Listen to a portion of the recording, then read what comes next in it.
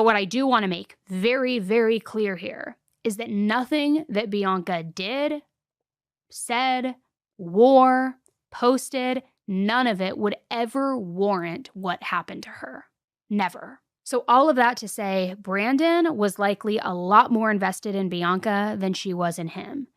And on the night of the concert, Bianca showed just how little she was interested in Brandon.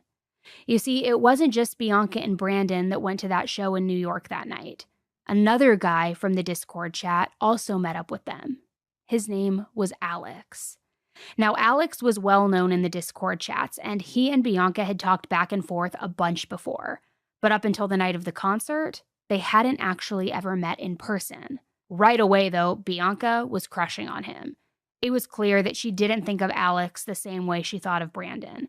And it was in a good way for her, right? He wasn't just this random orbiter to her. He was someone that Bianca could actually picture being with. She was direct messaging some of her other friends on Discord, updating them about meeting Alex for the first time, and she was so excited about it.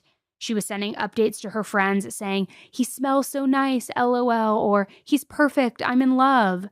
And apparently the two of them were flirting back and forth all night.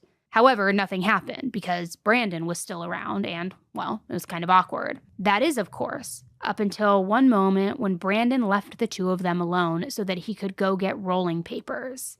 Because at that time, the two of them ended up kissing.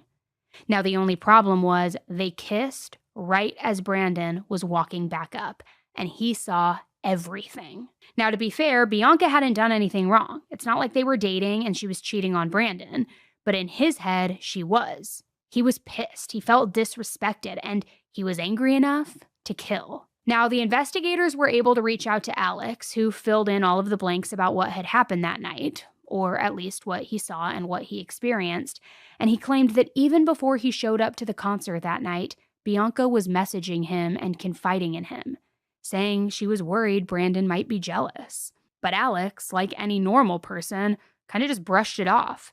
He told the investigators that it was pretty clear that Brandon wasn't happy that he was there that night, before and after the kiss, and that Brandon wasn't really talking to him, he wasn't trying to get to know him, and just overall seemed to be in a very bad mood, which I think you can totally catch that vibe when somebody doesn't like you or doesn't like the fact that you're at the same place as them, right?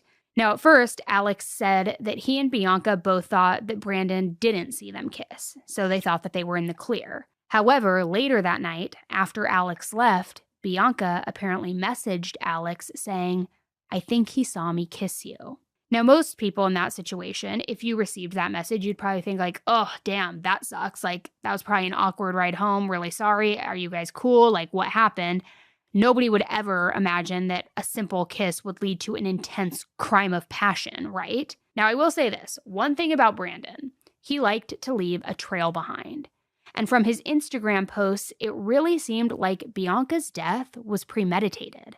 Not like he had planned every little thing before the concert, but that after seeing her kiss Alex, it was all downhill from there.